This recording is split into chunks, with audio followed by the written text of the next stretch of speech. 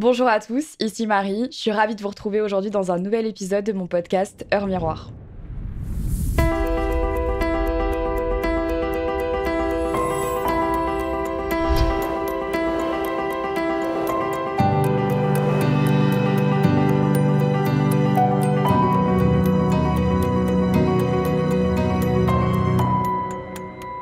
Aujourd'hui, je vous retrouve avec Karine, que vous connaissez maintenant, je pense, si vous suivez mes vidéos YouTube et même en fait mes réseaux depuis moultes années. Mais si jamais les gens ne te connaissent pas, Karine, est-ce que tu peux te représenter en quelques phrases ? Je sais que t'en as marre de faire ça, mais tu dois. Mais je pense qu'il y a plein de gens qui ne me connaissent pas, ils ont le droit. Eh bien, je suis Karine, j'ai monté mon agence il y a 10 ans maintenant. On se connaît depuis presque autant d'années d'ailleurs. Quasiment. Hein. Quasiment. Parce que t'avais pas encore monté ton agence en fait quand on s'est rencontrés. Il me semble que tu travaillais J'étais encore auto-entrepreneur à l'époque. Mais J'avais une double vie. Oui, parce que tu travaillais encore chez Orange. Chez Orange, ouais, c'est ça. Après, Ouais. t'as fait... Ouais. J'ai mené une double vie pendant plus de 2 ans, c'est-à-dire que j'étais toujours en CDI chez Orange. Un agent secret. C'est ça. Non, ils étaient au courant, mes employeurs, mais c'est juste que je bossais plutôt les soirs et les week-ends et les jours fériés sur ça. Puis, en fait, c'est devenu plus sérieux et c'est devenu une société. Donc, j'ai monté cette agence il y a 10 ans. Et puis, aujourd'hui, j'accompagne des personnes très talentueuses comme toi dans le développement de leur carrière. Donc, ça fait des années qu'on travaille ensemble. On accompagne aussi des marques dans le développement de leurs projets. Voilà, une CEO, tout simplement, de 34 ans, qui aujourd'hui est à la tête d'une des plus grosses agences d'influence de France. Mais ça, elle ne vous le dira pas parce qu'elle est trop humble. Non, mais c'est vrai. En fait, notre métier, c'est de communiquer, mais je suis la pire pour parler de moi, ça, c'est sûr. Non, ouais, pour parler de toi, oui. Ah oui. C'est faire un post LinkedIn, c'est déjà me demander. Mais l'avantage, c'est qu'aujourd'hui, on va pas parler de toi, Karine. Et non, aujourd'hui, on va parler. C'est pour ça que je suis là. On va parler du secteur de l'influence, mais d'un point de vue évidemment santé mentale et d'un point de vue en fait que les gens, je trouve, abordent peu. Et ça me fait de la peine parce que j'ai l'impression que nous, entre créateurs de contenu, influenceurs, enfin c'est des termes qu'on va beaucoup utiliser aujourd'hui, c'est des conversations qu'on a très souvent, des moments très compliqués et des pressions que les gens ne voient pas nécessairement. Et moi, je dis toujours que les gens, ce qu'ils voient sur les réseaux, c'est pas la vraie vie. C'est triste parce que souvent ils disent ouais, mais enfin bon, vous nous montrez quand même beaucoup de choses et tout, mais en fait, c'est fou à quel point on montre vraiment que 5-10% de ce qui se passe vraiment en catimini. Et donc aujourd'hui, j'avais vraiment envie de faire un petit deep dive dans toutes les problématiques de santé mentale et de surtout toi d'un point de vue agent et puis d'un point de vue d'ami aussi parce que ça fait tellement d'années qu'on se connaît. Tu m'as connue au pic de ma carrière avec toutes les fluctuations aujourd'hui et maintenant. Et je me dis, il y a quand même... Enfin, je pense que toi, tu m'as vu dans tous mes états. Et je trouve ça hyper intéressant en fait d'avoir aussi un point de vue extérieur parce que toi, non seulement tu travailles avec moi, mais tu travailles évidemment avec plein d'autres influenceurs et aussi avec des marques qui sont de plus en plus exigeantes. Oui.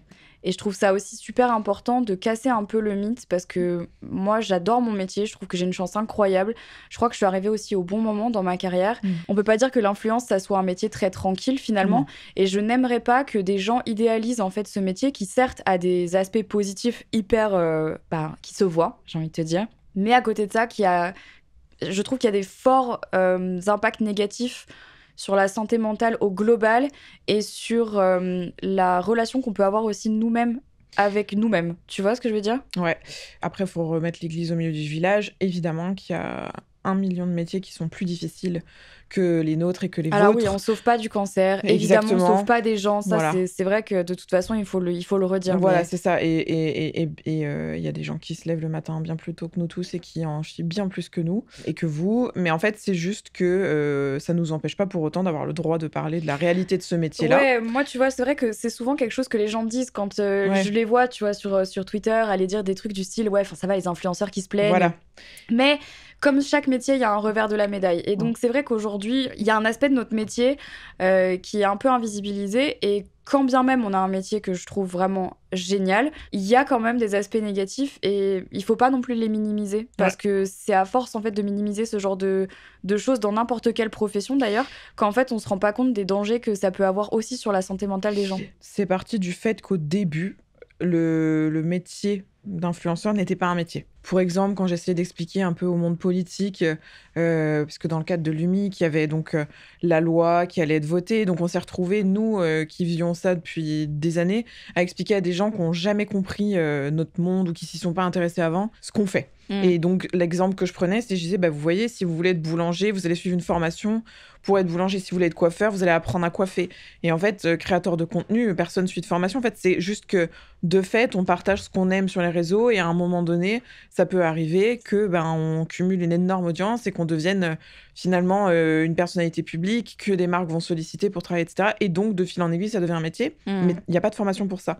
Et donc, c'est d'abord vu par les gens, je trouve, en tout cas avant, moins maintenant, comme un énorme, juste un privilège. Donc, et aussi parce qu'on a aussi un peu creusé notre propre trou à cette époque. Et je pense qu'on montrait que le côté fame, donc c'est-à-dire être invité à des événements, faire des voyages presse, tu te rappelles, à l'époque, c'était vraiment la course au voyage à Los Angeles. Je me rappelle quand toi et moi, on s'est retrouvés à Punta Cana pour une marque de thé, tu te souviens ou pas? Et 3 jours après, j'étais à Bali avec une autre. Enfin, je me rappelle très bien. C'était la fast life. Hein. C'était différent, mais c'était vraiment une autre époque, je trouve. C'est vrai que maintenant... C'était les débuts.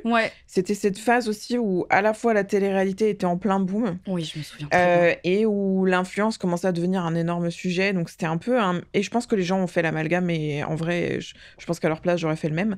Et donc, ils ont cette vision de se dire, mais de quoi se plaignent-ils? Et ne nous mentons pas, je pense que certaines s'amusaient aussi à partager, tu vois, voilà ma to-do list de la journée. Franchement, même moi, ça me faisait péter un câble. Franchement, je crois que j'en ai déjà parlé dans un épisode, mais moi, il n'y a rien qui m'agace plus quand que tu ça. vois dans la to-do, faire le ménage, faire la vaisselle... Faire la machine. Mais en fait, les gars, on a tous ça. Ouais, on a tous une vie en dehors de notre métier. Mais bien sûr. Et la personne qui se lève à 5h du matin pour aller travailler en usine, elle doit faire le ménage. Mais tu vois, le fait est qu'il y a certains... Alors attention, là, c'est un peu difficile ce que je vais dire, mais je vais quand même le dire. Il y a certains influenceurs qui ont tellement pas de contenu à partager. Leur contenu est tellement lié à leur vie personnelle que, tu vois, que par exemple, faire la vaisselle, faire le ménage, aller faire les courses, faire un haul des courses, que ça rentre en fait, si tu veux, mais c'est un cercle vicieux.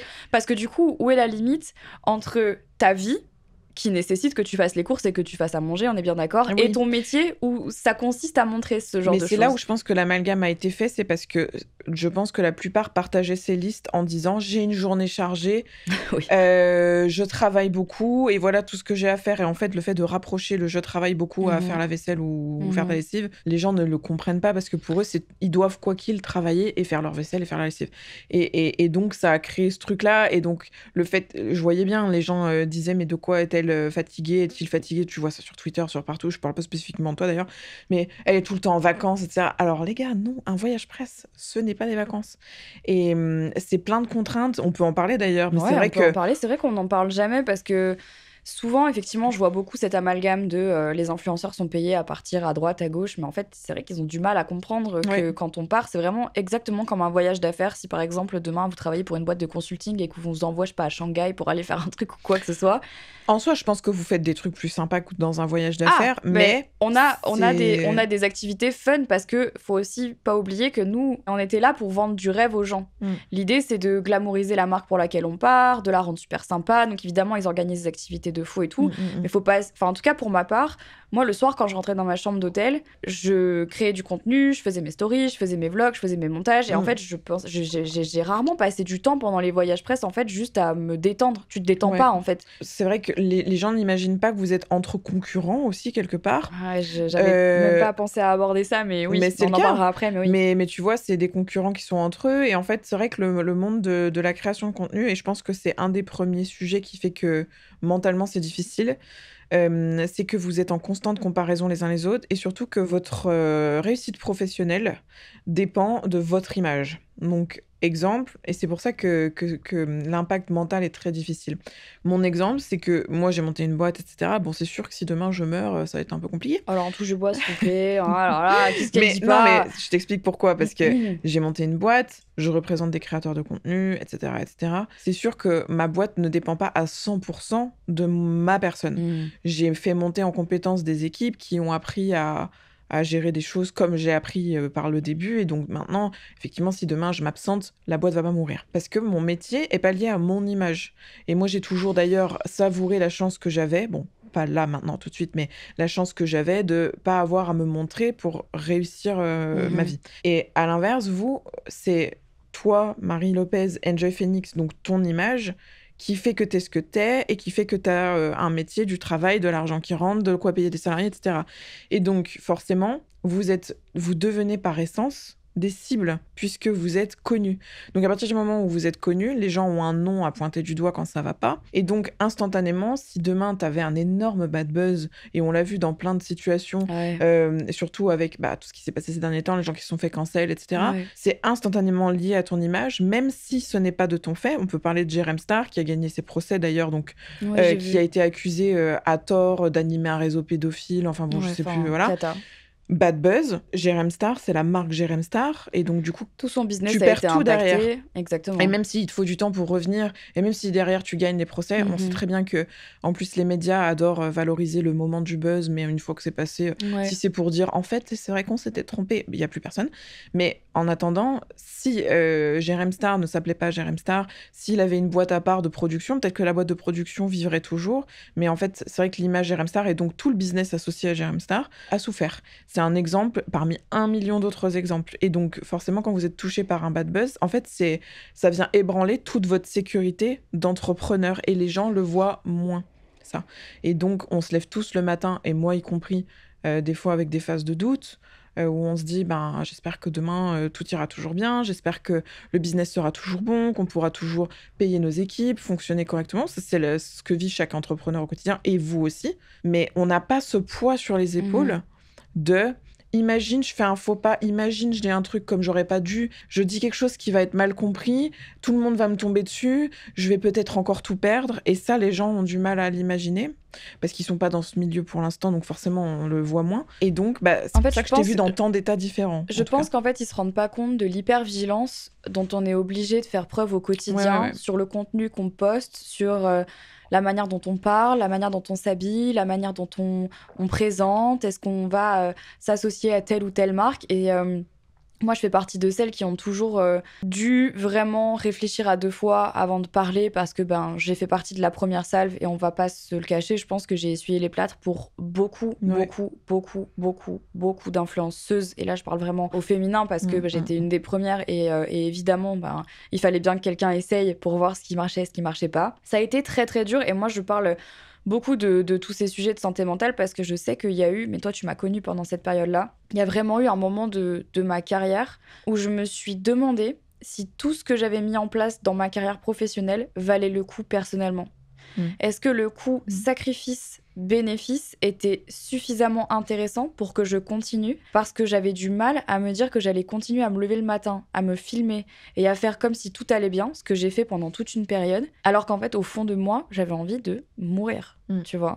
Et je me rappelle très bien de cette période, c'était pile après Danse avec les stars, où j'ai vraiment passé une traversée du désert terrifiante. Et même, en fait, quand il fallait faire des partenariats, je me rappelle que je te répondais pas. Là, je vais du coup dézoomer et parler de ce que je vois au global. Dans l'agence, on représente plus d'une 30aine de créateurs. Et vous n'êtes pas tous aussi suivis les uns que les autres, mais vous êtes quand même nombreux à être très sollicités, à avoir beaucoup de travail, etc. Vous vous sentez submergé par trop d'émotions, plein de choses. Et du coup, nous, comme on est là sur la partie plus travail, vous allez voir nos messages. Et en fait, chaque message sera plus dur que celui d'avant, donc vous n'allez pas du tout répondre et vous allez vous enfermer avec la tête dans le sable et plus du tout répondre. Et en fait, derrière, c'est encore plus difficile de revenir parce que vous vous dites « Oh là là, tous ces messages auxquels j'ai pas répondu, etc., etc. » Et en fait, on se rend compte que quand vous allez pas bien, un des premiers phénomènes, c'est plus du tout répondre ou plus du tout parler. Et ça va durer une plombe, puis après, vous allez sortir la tête de l'eau, poster 2-3 obligations, puis redisparaître. Et ça, c'est commun à plusieurs d'entre vous quand ça va pas. Mais je pense qu'en fait, c'est un système d'autodéfense qui fait que quand t'es attaqué, t'as juste besoin de...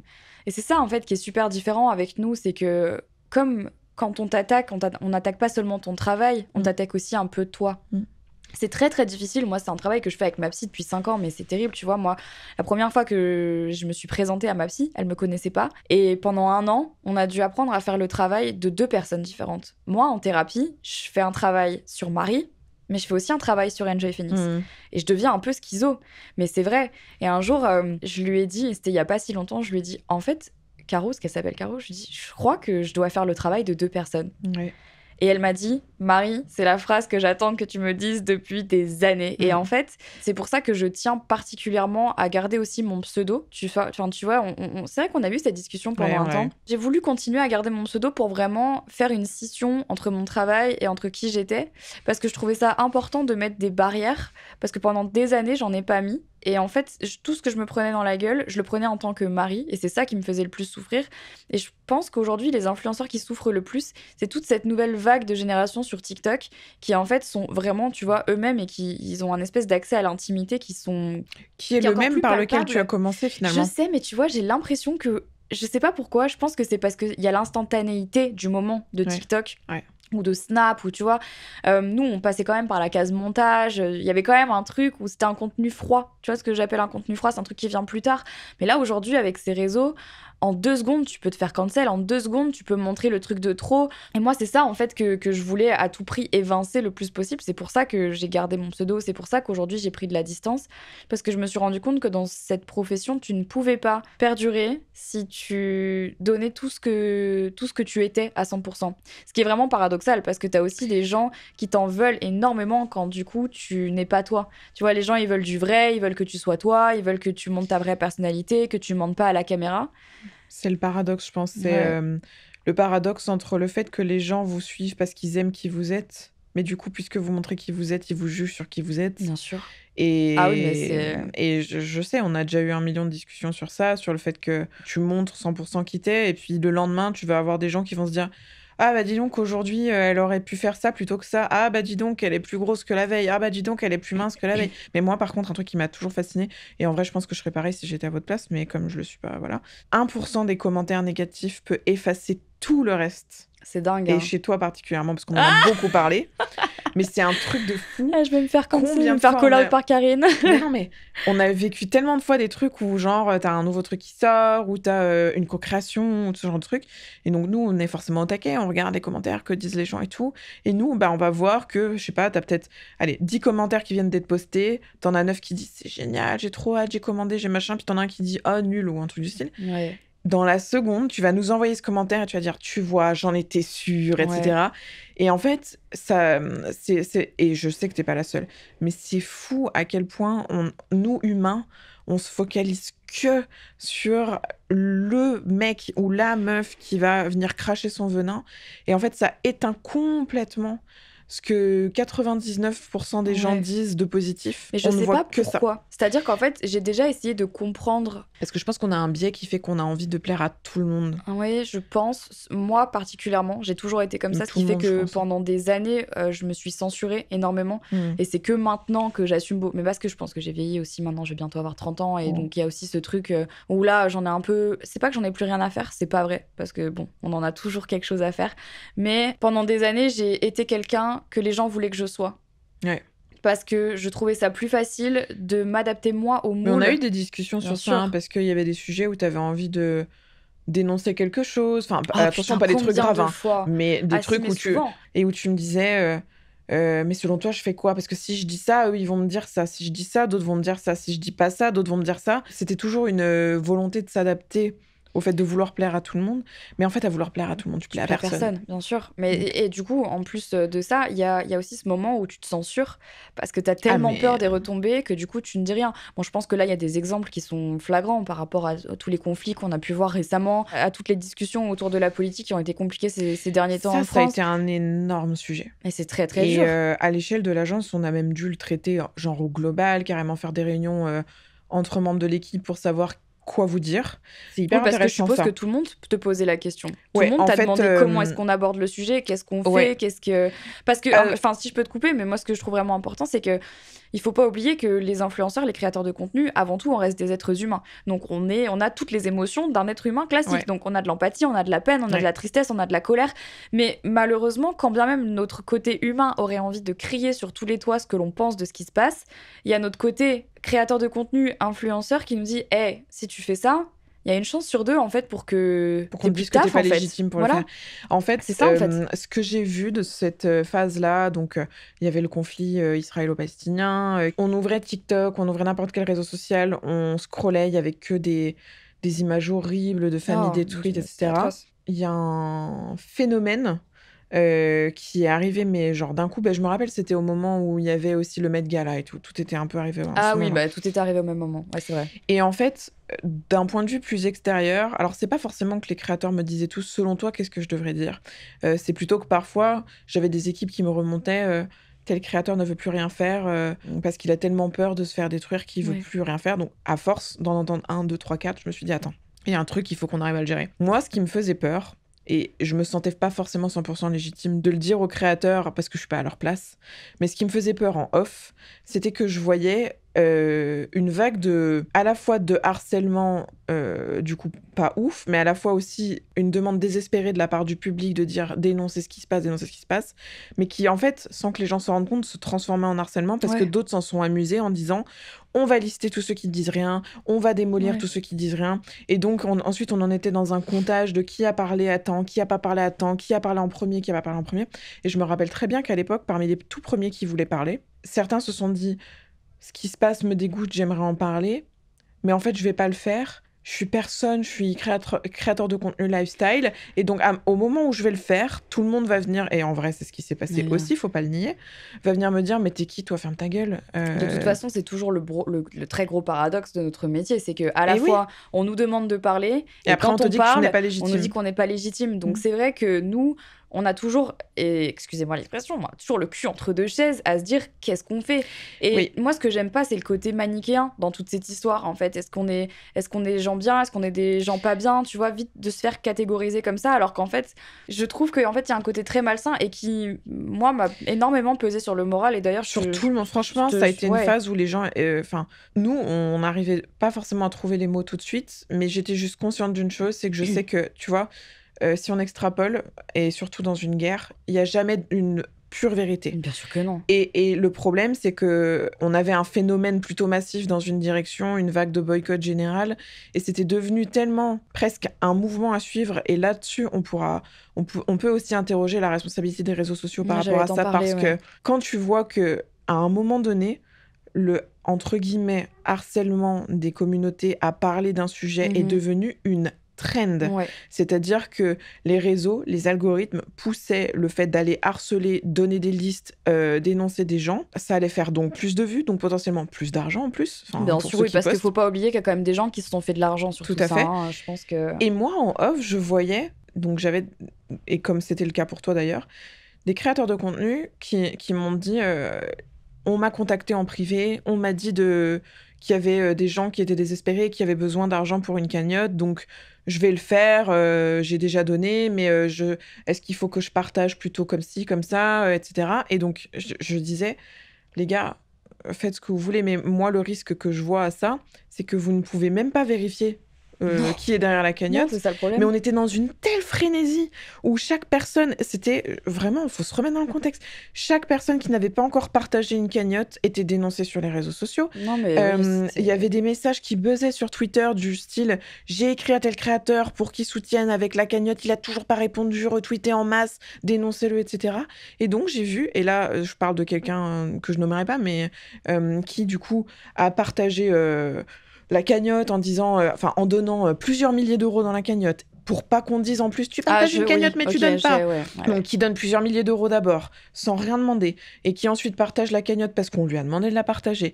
Et en fait tu te rends compte quelques jours plus tard que la cagnotte a été mise en place par des gens qui sont aux Pays-Bas, qui n'ont rien à voir avec le truc. Je pense que dans ce genre de situation, il faut qu'on apprenne à prendre du recul, respirer 2 secondes, et c'est très difficile parce que les communautés n'attendent pas, en gros. Mais du coup, dans la frénésie, on fait des choses qu'on n'aurait pas fait si on était dans le calme. Et donc, qu'est-ce qui se serait passé plus tard ? Je pense que, je sais pas, admettons peut-être dans 1 an, il y aura des enquêtes sur tout ça. Mais la faute retombera sur les influenceurs en partie. Et moi, c'est ça qui me... Elle aurait pu, je pense pas pour le coup, mais le risque aurait été si on continuait à ce que ça tombe sur votre nez. Mais c'est surtout que, enfin, apprenons la leçon que la frénésie, et les gars, pousser des gens à parler d'un sujet qu'ils ne peuvent pas maîtriser à 100% amène à encore pire. Et on l'a vu, qui c'était c'était Poupette, qui avait pris la parole parce qu'elle comprenait rien au sujet. Mais elle comprenait pas le sujet non plus. Oui, elle le comprenait pas. Non, elle a paniqué. Elle a vu que tout le monde disait on va détruire ta carrière, etc. Bon. Après, elle est problématique, mais voilà. bref.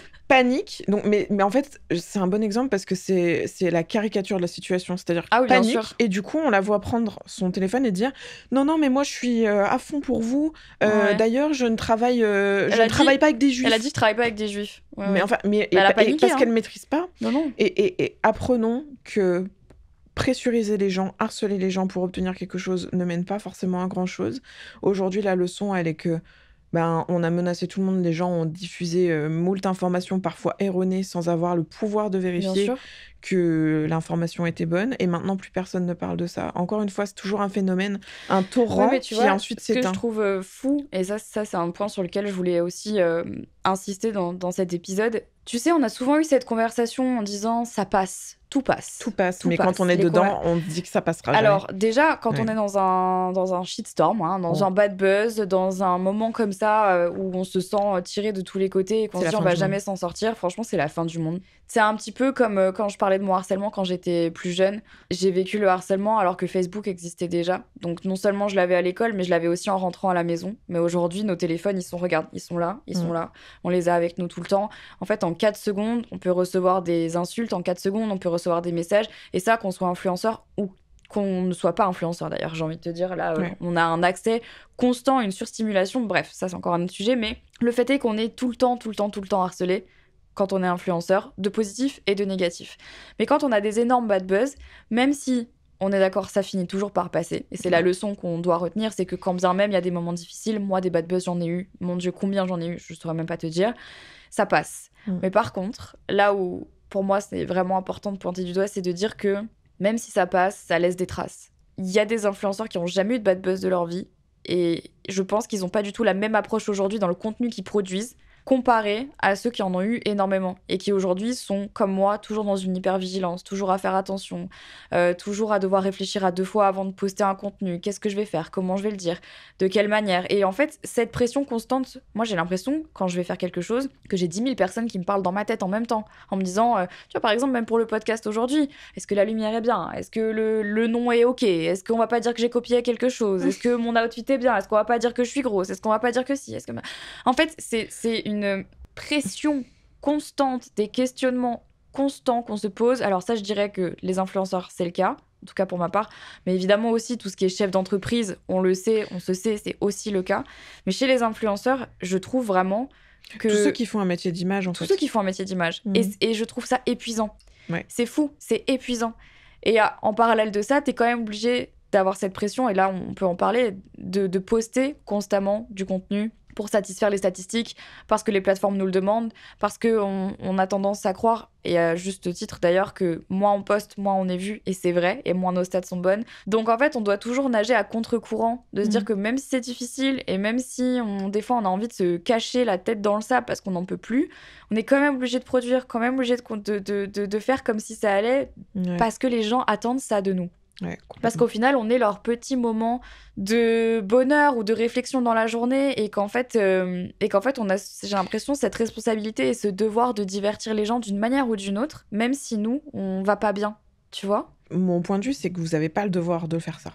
Ah, mais moi, c'est je vous qui vous imposez cette ouais, contrainte. voilà, pour moi, c'est un devoir que j'ai. Non. C'est-à-dire que je sais, hein, mais ça, je pense que c'est parce que ça fait tellement de temps que je fais ça. Tu vois, quand t'as des gens qui viennent te dire merci pour ton podcast, là, je viens de passer une période super difficile, j'ai perdu mon père, j'ai perdu ma mère, j'ai eu un moment machin, ça me permet, quand je vais à l'hôpital, de sortir la tête de l'eau. En fait, moi, je me sens redevable. Je me dis, putain, mais ces gens-là, ils me font vivre de ma passion, j'ai une vie que j'adore, et je me dis, je peux pas, en fait, les laisser tomber parce que je suis fatiguée, parce que je suis malade, parce que ça va pas. Alors que pourtant, il y a vraiment des jours où j'ai envie de dire allez, c'est bon, laissez-moi tous tranquilles, c'est ciao.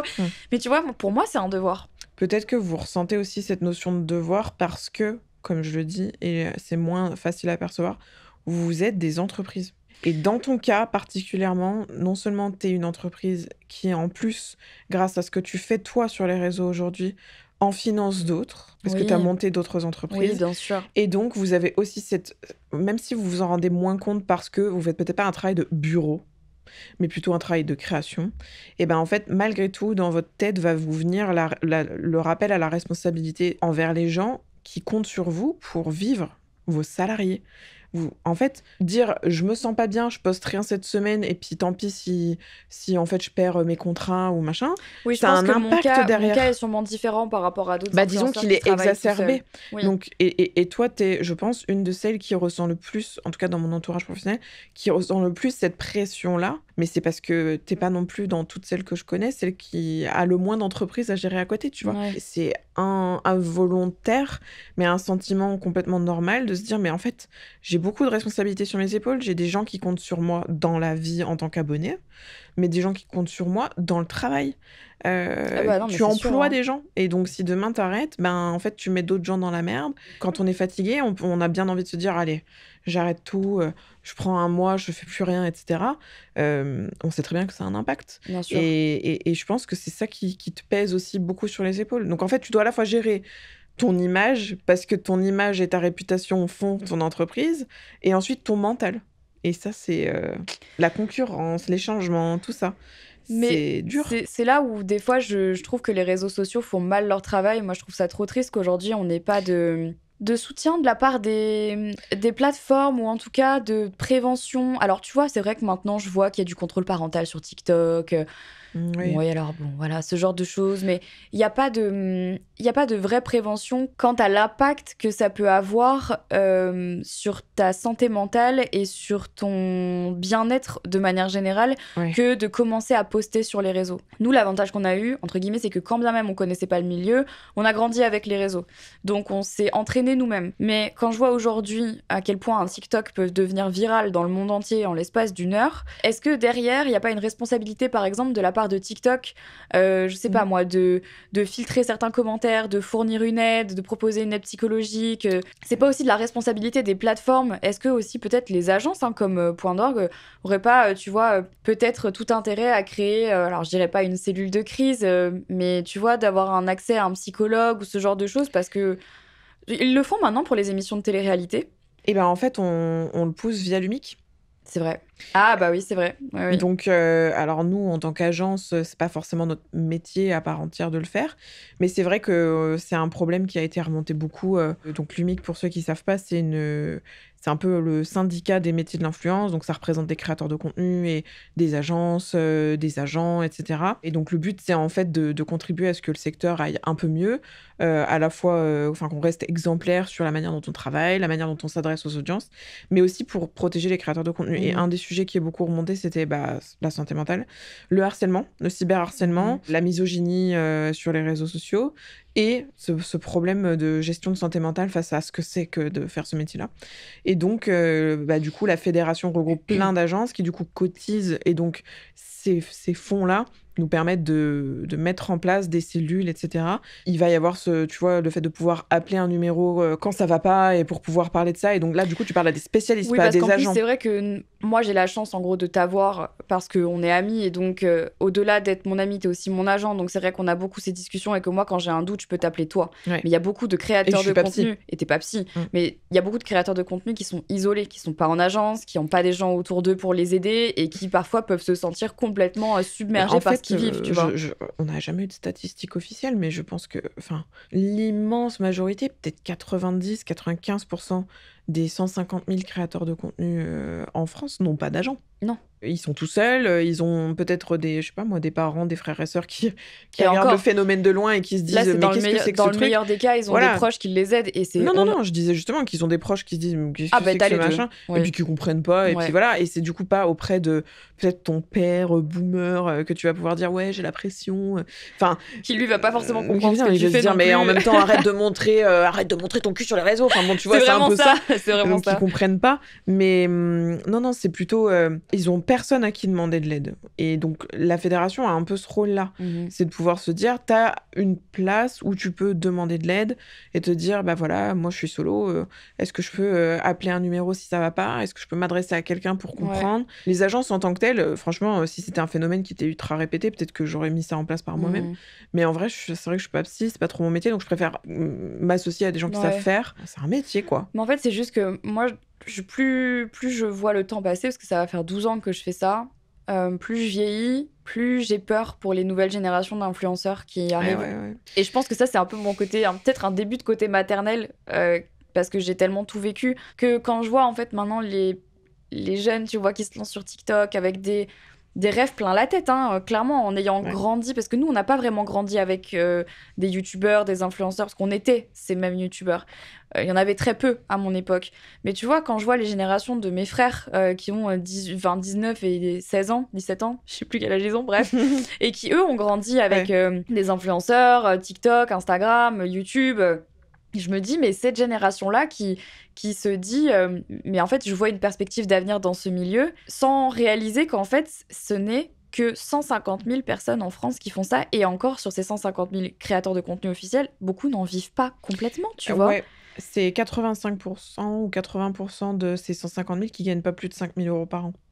Donc c'est un super complément de revenu, ça c'est top. Bien Mais sûr. t'en vis pas du tout. Non. J'ai une personne qui me vient vraiment en tête, qui a tout quitté, quitté ses études, quitté sa ville pour venir vivre, habiter à Paris et vivre de la création de contenu, et qui à un moment donné s'est heurté à la réalité de la vie et s'est rendu compte qu'en fait ça n'allait pas le faire et que c'était beaucoup plus compliqué que les paillettes que les réseaux peuvent nous envoyer, parce que TikTok a un système de gratification des statistiques qui est hyper génial. D'un seul coup tu vas avoir plein de vues, plein de likes, plein de commentaires, tu te crois pousser des ailes, tu te dis ça y est, je peux en vivre, et en fait une fois que tu essayes, tu te rends compte que c'est beaucoup plus de travail et d'abnégation que ce que tu voulais bien croire, tu vois. Je pense qu'il faut juste que les jeunes ils aient conscience qu'il y a plein de côtés super positifs à se lancer sur les réseaux, ou à avoir, voilà, t'as accès à des opportunités que tu peux pas avoir dans la vie normale, tu peux te faire offrir des choses, enfin bref, plein de choses. Mais oui, c'est un travail.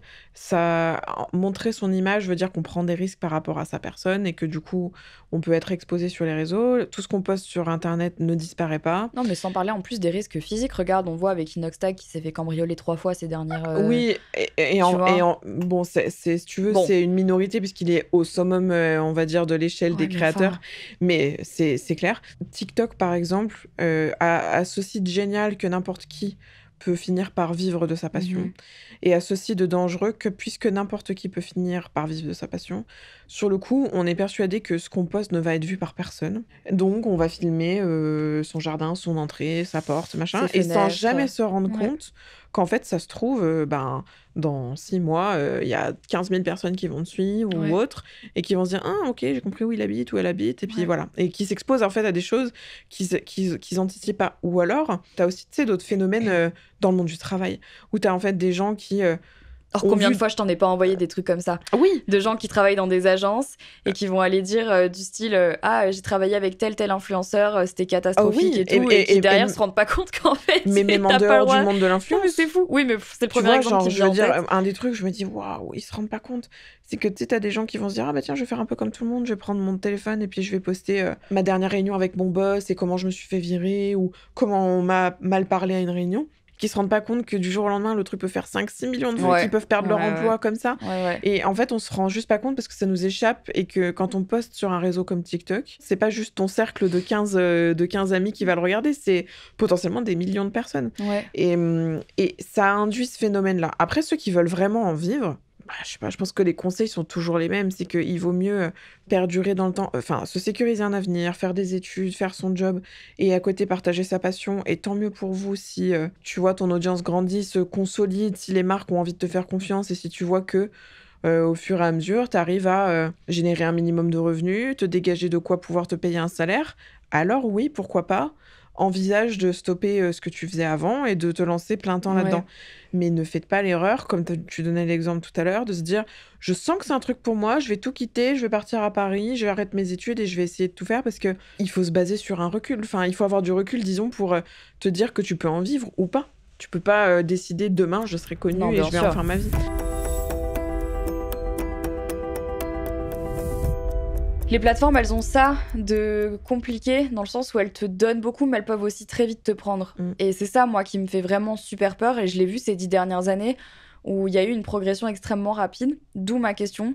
Comment tu vois la chose? Est-ce que tu penses que là, on est rentré dans une ère encore plus avide de cancel culture? Est-ce que tu sens en fait vraiment l'impact de la société sur les réseaux sociaux? Comment est-ce qu'on va devoir se prémunir de tout ça? Est-ce qu'on doit prendre la parole ou pas? Enfin, moi, j'ai un peu peur en fait. Je me demande vraiment comment est-ce qu'on va pouvoir continuer à faire ce qu'on aime, mais aussi à faire kiffer les gens sans pour autant se mettre en danger ou dire quelque chose de travers ou prendre soin de notre santé mentale et en même temps, enfin, tu vois, il y a toujours une limite à pas dépasser qui, moi, m'effraie, en fait. Tout est toujours un cycle, tu vois?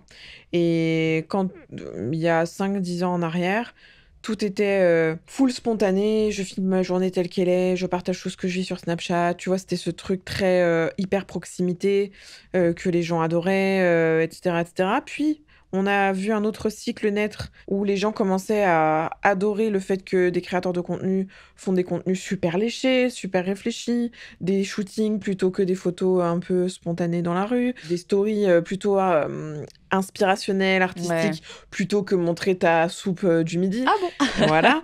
Et qu'est-ce qui est en train de se passer de nouveau? On revient sur le cycle où Snapchat ressort de derrière les Ouais, fagots, les gens c'est veulent vrai. revoir les stories, les trucs bruts derrière la beauté de ce qu'on partage. Mhm. Tout est un cycle et je pense à ce même titre que ça va être aussi un cycle sur la manière dont les gens se comportent vis-à-vis Ah, des tu gens. penses? Oui, pourquoi? Parce que je pense que Donc, tu de penses qu'il y aura plus de bienveillance ces prochaines années qu'il y en a pu en avoir ces dernières années? Parce que moi, alors j'ai vraiment trouvé que ces 2 dernières années, il y avait une montée de la violence envers plus les de bienveillance, influenceurs, je suis pas sûre. Parce que je pense que fondamentalement, déjà le contexte fait qu'on bien aura sûr, du hein. mal à être bienveillants les uns envers les Bah, autres. c'est compliqué, hein. Tu peux pas en Voilà. vouloir aux gens en plus, ça Non. c'est Mais par contre, peut-être moins de poids sur la cancel culture instantanée, puisque de plus en plus, on réalise que soit tout va trop vite et que parfois des gens sont cancel à tort. mmh. Et ensuite, ben, faut apprendre de ses leçons, se dire qu'il faut jamais réagir tout de suite, prendre le temps du recul, ne pas vouloir tout de suite suivre un mouvement. Et en fait, tu as toujours un phénomène où tu as une énorme masse qui va d'un côté, puis ensuite l'autre parle, tout le monde va de l'autre côté. Et en fait, tu sais, tu vois, tu as une espèce Ouais, de mouvement de il a raison, c'est le dernier qui a parlé qui a raison, et ainsi de ouais. suite. On va trop vite, on prend pas le temps, on juge trop vite, on réagit trop vite. Et Ouais, mais je c'est pense parce que ça va qu'aussi avoir tendance à se calmer dans le temps, ça. mais ça, c'est parce que c'est les nouveaux réseaux qui veulent ça, tu vois, aujourd'hui, mais on pourrait en faire, tout un épisode, Ouais, tu vois, pour parler, par exemple, de cette manière d'aller trop vite dans tout. TikTok, qui fait que tu regardes un contenu 2 secondes, tu es déjà lassé, tu vas sur autre Twitter aussi, chose. hein. Twitter, mais Enfin, Tinder X. aussi. Tinder, imagine Tinder. Je te prends le parallèle. Tinder. Mais tu fais une relation allez, tu Ah, swipes à droite, tu swipes à gauche, tu as une relation avec quelqu'un qui fait: «Oh, c'est trop compliqué, je change. C'est trop compliqué, je change». En fait, il y a ce on est truc où pressé. on est pressé, on veut tout faire tout de suite, on prend plus le temps d'apprécier les choses et de travailler une relation et que ça soit avec un influenceur ou avec quelqu'un Ça, ou je pense que ça, je sais pas, je pense que c'est pas tout de suite prêt de changer. non. Je pense qu'on est et surtout ceux qui arrivent après sont nés dans ce système où tout va très vite, et Mais cetera. donc, pour en venir, tout va très vite. Et donc, comme tout va très vite, il y a aussi cette manière de penser qui va très vite où si tu vois quelque chose sur quelqu'un, tu prends pas effectivement le temps de réfléchir et tu vas tout de suite foncer tête baissée sur lui, il a dit ça, ouais, il a raison. Sans avoir le temps de prendre la réflexion de se dire, tiens, mais en fait. Ouais, ouais, je suis d'accord. Enfin, pour revenir à ta question, je pense que sur les prochaines années, de toute façon, alors côté réseaux sociaux, ça va continuer d'être des cycles entre les gens veulent du full authentique ou les gens veulent être surpris par de la créativité. Enfin, tu vois, ça va être un cycle, Mhm. comme d'habitude. Des plateformes domineront plus que d'autres à un moment donné. À un moment donné, c'était YouTube au-dessus de tout. À un autre moment, c'était Instagram. Et après, ça a été TikTok. Puis peut-être ce sera Snapchat demain. Et de là découlera comment les gens réagissent au quotidien, la violence qu'il y a ou pas dans les propos qu'on reçoit. Tu sais, souvent, quand je me plains de ma santé mentale auprès de mes parents, il y a ce truc qui ressort où mon père, il me dit toujours pour vivre heureux, vivons cachés, tu Ah, vois. moi, il m'a toujours dit ça. Et il a raison. Et je lui disais toujours, j'ai pas choisi le bon métier pour ça. Et je Ah non. pouvais pas le prédire à l'époque. J'ai beaucoup vu ce genre de commentaires qui disent si t'as pas envie d'être critiqué, t'as qu'à pas faire ce métier. T'as le droit d'exercer un métier qui te fait kiffer sans pour autant te faire harceler ou te faire. Le harcèlement, en fait, C'est très dur, je trouve. Tu vas pas aller dire à ta boulangère le matin ton pain est dégueulasse, tu vois. Genre, non, mais cela dit, si tu l'aimes pas, tu vas pas l'acheter. Tu vois en ce que vrai, je veux si tu dire? vas acheter un pain et qu'il est vraiment pas bon Mais et tu que n'y retournes pas. tu n'y retournes pas ou éventuellement tu te dis, écoutez, il m'a donné la diarrhée, je ne le reprendrai plus. Mais je pense qu'il y a la différence entre émettre une critique constructive et harceler. C'est deux choses différentes. Non, mais en fait, je n'aime pas la justification de parce que tu t'exposes, tu dois accepter. C'est pas parce qu'on s'expose qu'on accepte pour autant. Non. Certes, ça fait partie de notre métier. On sait qu'on est exposé, donc on peut recevoir du positif et du négatif. Pour autant, est-ce que c'est acceptable de se faire insulter ? Non. Ah bah non, mais Et c'est ça, moi, qui me pose un vrai problème, tu vois. C'est à aucun niveau acceptable, mais je pense que juste les gens, la plupart de ceux qui disent si tu t'exposes, faut que tu acceptes, je pense qu'ils mentionnent plus le fait que si tu t'exposes, accepte qu'on ait un avis à donner à ce que tu dis. Mais moi, j'ai toujours dit, si c'est un avis constructif et sur lequel on peut avoir une discussion, mais c'est toujours dans un sens, c'est ça que je trouve très frustrant, c'est que les gens, ils vont aller vers toi, ils vont te dire quelque chose, mais toi, c'est comme si t'avais pas le droit de réponse derrière. Tu vois ce que je veux dire ? Moi, je comprendrais juste jamais dans un sens. Les gens qui sont capables de rentrer chez eux, de regarder un contenu et de dire « Comme toujours, c'est de la grosse merde !» Et je me dis « Mais...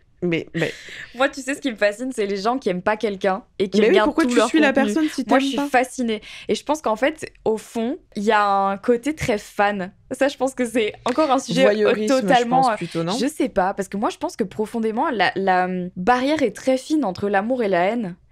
Et que... Non, mais c'est très vrai, tu vois. Et que comment ça se fait que dans une relation, tu peux passer d'amour-haine très rapidement ? Mais moi, je pense que c'est la même relation que certaines personnes ont avec des gens qui regardent sur les réseaux. Mais tu aimes détester quelqu'un. J'arrive quand même toujours pas à comprendre le fait de commenter pour dire un truc méchant.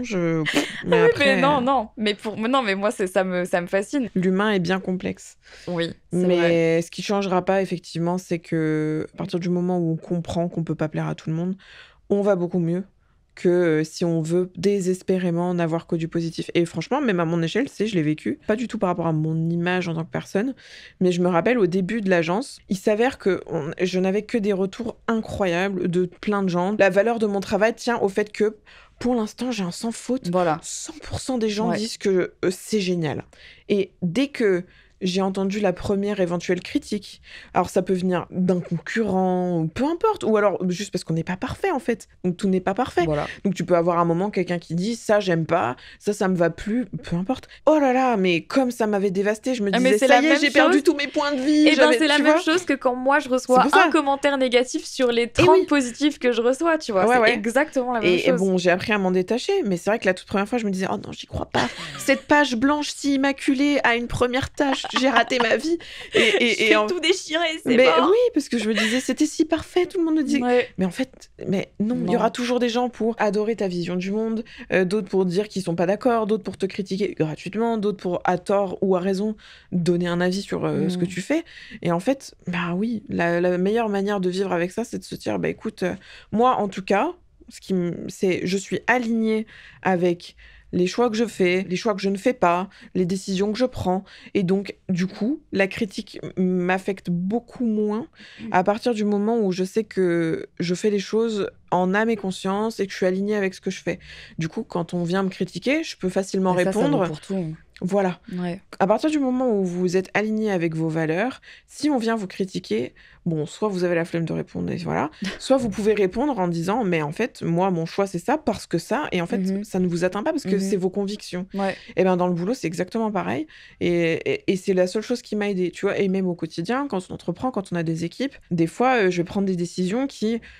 dans mon monde idéal, je rêve que quand je prends une décision, tout le monde dise « Oh, mais Karine, mais quelle incroyable décision, c'est super !» Non, mais tu vois ce que je veux dire. Ça se sauce toute seule. Non, mais je veux dire, on en rêve. Bien sûr, on et en qu'on rêve. se dise que tout le monde adhère, tout le monde trouve ça génial.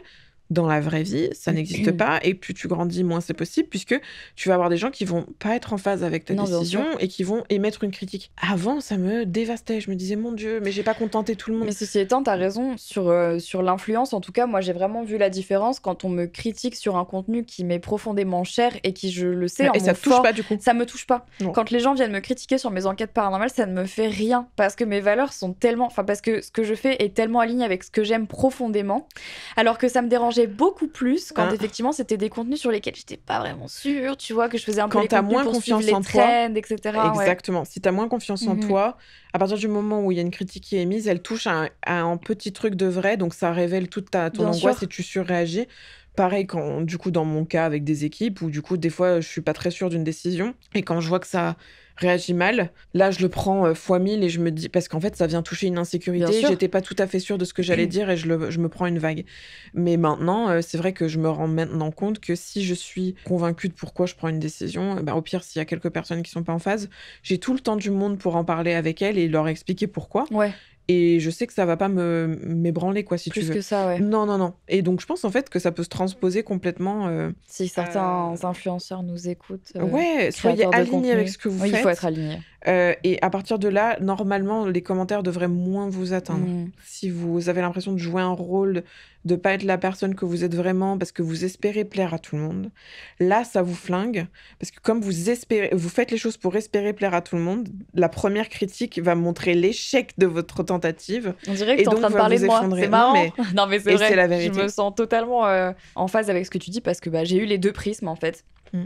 Et je pense qu'à un moment donné, il faut se rappeler le coût-bénéfice. Qu'est-ce que ça te coûte et qu'est-ce que ça te rapporte? Et surtout, est-ce que ça vaut le coup ou pas? Est-ce que ça vaut la peine? Quand tu as changé de ligne éditoriale et que tu as dit j'en ai marre, voilà, j'ai pris conscience que recevoir autant de choses de la part des marques, j'en veux plus, je stoppe, ça suffit. Il y a eu énormément de réactions très très positives, mais aussi beaucoup de réactions très négatives. Mais ça t'a pas atteinte. Non, ça m'a pas atteint. Parce que tu savais Mm. pourquoi tu faisais ça. Ouais, exactement. Mais, et je pense que c'est peut-être la clé du truc. À l'inverse, je sais que les fois où ça t'avait le plus touché, c'était quand tu voulais Quand plaire à tout le j'essayais. monde, Quand j'essayais. t'essayais quelque chose, Ouais. tu disais là, je pense que je poste un truc qui devrait normalement Ouais. faire plaisir à tout Ouais. le monde. Et en fait, Et non. là, ben, quand tu te rends compte qu'il y en a qui aiment pas, parce que je sais pas, c'est leur droit, oh là, Ouais, là, ça c'était te dur. touche en plein cœur parce que Ouais. tu te dis j'ai mis tellement d'énergie Ouais, et à puis faire alors, un en plus, truc. moi, je prends les choses tellement à cœur. Genre, je sais que. Je sais pas Bah si ouais. tout le monde est pareil, mais moi, je pense que c'est dans ma personnalité. C'est juste que je prends les choses fois 15. Moi, j'en ai vécu un seul de bad buzz à titre personnel.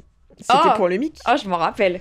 Ah, je m'en Mais souviens. les gars, je n'avais pourtant, je côtoie des gens qui. C'est toi qui donnes les conseils d'habitude. Là, c'est nous qui t'en avons donné. Franchement. Je m'en rappelle. Et puis t'as été d'un super soutien, mais franchement, mais c'était la fin du monde pour moi. C'est horrible. Alors que c'était même pas ma personne en plus. Non, mais c'était tout ce que tu avais investi dedans, comme C'est ça. travail, comme heure, comme C'est investissement ça. personnel, comme motivation, Ouais. comme croyance, comme valeur aussi, Ouais. tu vois, parce Pour que tu donner un peu défendais de ton contexte, métier. en fait, Bien on sûr. l'a fait très courte, mais ce qui s'était passé, c'était que, bon, il y a la loi qui allait sortir. À titre personnel, ça faisait depuis début janvier 2023 que j'avais mis ma vie pro de côté et que j'avais littéralement sacrifié, entre guillemets, une partie de mon entreprise parce que j'étais la seule à gérer à ce moment-là. Et donc, puisque je me suis consacrée à la partie s'assurer que tout le monde comprenne bien nos métiers et qu'on nous empêche pas de travailler demain, j'ai fait ce choix-là et donc je pouvais pas faire les deux. Et donc je savais que j'étais en train de me mettre en danger, c'était vraiment le sacrifice et tout, mais je le faisais parce que j'y croyais de fou. Quelques mois plus tard, vers le mois d'avril ou une histoire comme ça, c'était un peu avant que la loi allait rentrer au vote. Franchement, on n'y peut rien, mais il y avait les manifs pour les retraites, il y avait un contexte politique catastrophique, mais on nous a dit date du vote, c'est telle date. Il s'avérait que ça tombait vraiment en même temps. On avait élaboré un texte juste pour que vous puissiez prendre la parole une fois collectivement et juste dire les gars, on est totalement pour la loi. Et je crois que c'était BFM, bref, prend la tête de Squeezie et je sais plus quelle autre tête et dit les influenceurs protestent contre la loi. Mais Pas du tout. Mais c'est pas grave. Et en Ouais. fait, genre, je me rappelle très bien, j'ai ouvert mon téléphone, j'ai vu le tweet passer où il y avait juste la photo de Squeezie, le titre, et je m'étais dit, chelou. Et en fait, comme d'hab, les gens n'ont pas pris le temps d'ouvrir, ils ont juste vu le titre, et même moi, je fais l'erreur en plus. Hein. Et donc, les gens n'ont évidemment pas ouvert, ça a commencé à être retweeté. Et puis là, du coup, Squeezie a pris la parole, d'autres influenceurs ont pris ça la a parole. généré un vent de panique. Il y a eu, en fait, comme tu disais tout à l'heure, une pression de la part de l'audience incroyable. d'aller justement dire et toi, t'as signé ce truc, et toi, t'as signé ce truc, Ouais, qu'est-ce qui se passe, panique machin, générale. qui est pour, qui est C'est contre. ça. Et en fait, moi, je me rappelle que j'avais pris ta défense et j'étais là, mais est-ce que vous avez lu? Ouais, Est-ce que vous avez lu? Ouais. Parce qu'en fait, personne n'avait lu Ouais. cette lettre. Et donc, Ouais. tout le monde sortait des trucs. J'étais là, mais vous avez mal compris, vous C'était- savez pas lire ou c'est franchement- comment? Et je me rappelle, je t'avais au téléphone, j'étais là, non, mais c'est pas toi, c'est juste les gens, ils savent pas lire. C'était horrible. Et franchement, ça a été C'était très horrible. difficile parce que heureusement, c'était pas ma personne, c'était pas genre Karine Fernandez, nanana, mais Non, mais ça remettait le travail d'années, en c'est fait, ça. à ce stade. C'est-à-dire, on avait réussi à trouver un équilibre, on avait réussi à discuter avec les parlementaires et tout. On était à 2 doigts de la fin. Il y avait plein de gens qui avaient travaillé bénévolement la nuit et tout. Et puis les gens se rendent pas compte de tout le travail qui est non, fait non, en non, off, du en tout. amont, les C'est pour ça que rendez-vous, ça m'a beaucoup les heures. Mais touchée. c'est pour ça, bien sûr. Et en fait, t'arrives limite, imaginez, genre, je sais pas, ça faisait 6 mois qu'on était dessus, et à genre J-1, tu te prends un bad buzz pour la première fois de ta vie, tu te rends compte que l'association pour laquelle tu travailles depuis le début, qui a même pas ses premiers fonds, aucun salarié, rien du tout, est jetée en pâture, genre Vraiment. Jeté du jour au au loup. lendemain. On Ouais. avait des gros créateurs de contenu qui, par panique, ont commencé même à faire des lives en disant oh, je sais pas, cette fédération, c'est une espèce de groupement d'agences qui prônent leurs propres intérêts. Alors Pas que la du veille, tout. en Alors off, il te disait Ouais. c'est top ce que vous faites. Ouais. Juste, je prendrai pas la parole parce que j'ai trop peur de me faire bad buzz pour un oui, pour un non, mais c'est top ce que vous faites. Et en fait, j'ai vécu votre vie pendant l'espace de quelques jours. Ah, Mais ça a duré une bonne semaine, hein. ouais, pendant laquelle, du jour au lendemain, j'étais incapable d'aller au bureau, je n'ai rien dit à personne, je me suis enfermée. Tu vois, et, c'est un et- mécanisme d'autodéfense en fait. Ah ouais. C'est Et, terrifiant. ah ouais, et c'est pas juste. Donc je comprends ce que vous vivez parce que tu te dis, t'as envie de crier sur tous les toits, c'est faux ce qui se dit, et faux ce que vous entendez n'est pas vrai. Mais en fait, tu sais que quoi que tu fasses, T'auras ça toujours va tort. juste alimenter le Ouais. truc. Donc, heureusement, il y avait des gens comme toi qui avaient pris notre défense et tout, et merci pour ça. Mais c'est vrai qu'on sait pas gérer ça, quoi. Et tu Non. vois, moi, je suis pas du tout Mais personne n'est influenceuse. préparé. En fait, il n'y a Ah pas non, on n'est pas d'école. préparé. Tu vois, c'est pas comme quand tu Ah vas non. faire une prépa HEC pour ensuite faire tes écoles de trucs de commerce, de machin. En fait, tu sais pas. On te On n'est prépare pas pas. préparé. Il n'y a pas d'école d'influence. Il y en a qui ont essayé. Hein. Non.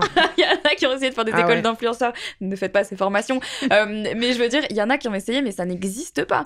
Tout ne tient qu'à un fil. Mais qu'il ne tient aussi qu'à un fil de la part des gens de faire attention dans leur manière de communiquer, d'agir et vraiment de prendre le temps. En fait, arrêter de Renseignez-vous. prendre la facilité, parce que pour moi c'est de la facilité de se jeter à corps perdu dans une opinion, dans un mouvement. En fait, juste prendre le temps de la réflexion. Est-ce que c'est en accord avec nos valeurs? Est-ce qu'on aimerait qu'un de nos proches subisse ça? Avant d'apporter sa pierre à l'édifice, Oui, c'est dites-vous, ça. est-ce que j'ai tous les éléments? Est-ce que j'ai tout contexte. vérifié? Est-ce que j'ai le contexte? Ça vaut pour la guerre, ça vaut pour Mais tout. ça vaut pour tout. Il y a toujours plusieurs éléments à prendre en compte. Donc, avant de participer à un mouvement, essayez de trouver des moyens de nous faire aider de pouvoir aider les créateurs à avoir un peu le fact-checking avant de parler. On espère, avec la fédération, pouvoir Donner des éléments de contexte. donner, je sais pas, peut-être mettre en place quand il y a un énorme truc politique ou quoi, d'avoir pourquoi pas une session où peuvent participer des créateurs et se dire, voilà, là on va faire une session sur ce sujet, voilà, avec des journalistes Exactement. et tout, Ouais, je suis pour vous d'accord. donner les tenants, les aboutissants, comme ça si vous avez envie de prendre la parole, De le faire vous correctement. vous faites pas manipuler, Exactement. soit par une audience surexcitée que d'un côté, soit par, je sais pas, d'autres choses. Mais l'idée, c'est d'éviter la manipulation. Oui, puis surtout que les influenceurs, quand bien même ils ont une audience, n'ont pas toujours le savoir, comme on vient de le Non, dire. vous n'êtes pas Et qu'on peut pas journaliste nous de demander, terrain. exactement, Enfin, on tu peut vois. pas nous demander d'avoir le savoir du monde Non. entier et d'être légitime sur tous les sujets, c'est impossible. C'est impossible. Et du coup, ça peut, sans que vous le vouliez, juste parce que vous pensiez faire bien à un moment donné, si vous êtes très suivi, ça peut avoir un impact dévastateur. Juste parce que vous avez peut-être mal compris ou pas eu toutes les infos. À minima, vous dire, bon, du coup, maintenant que je sais tout, est-ce que je prends la parole ? Est-ce que je prends pas la parole? Est-ce que je la prends, mais du coup, je sais au moins comment l'expliquer? Ça, c'est, je pense, un grand défi pour demain. Comme on vient de le dire, tout le monde a accès aux réseaux sociaux. Ouais. Tout le monde peut faire des vidéos qui vont buzzer, qui vont être mises en avant parce que c'est un phénomène de mode, etc. Donc, faisons en sorte que tout le monde puisse aussi avoir accès aux deux informations et pas juste à un biais et dans la panique, alimenter un truc, voilà. On sait pas, les temps sont pas non plus très faciles. On est dans un contexte géopolitique super compliqué. Donc, n'aggravons pas des situations dans un sens ou dans l'autre par la pression médiatique. C'est juste ça. Eh ben, c'est le mot de la fin, Karine. C'est le mot de la fin. Je crois qu'on a digressé environ une quinzaine de fois.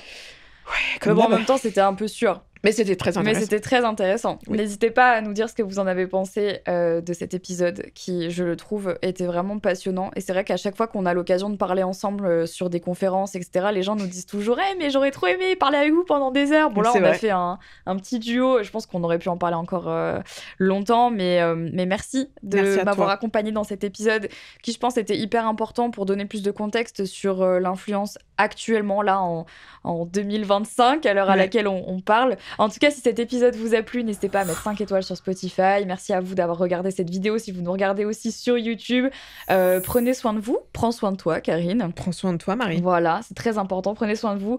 Prenez soin de vos proches. Et puis, on se dit à la semaine prochaine dans un nouvel épisode de podcast Hors Miroir. Ciao. Ciao.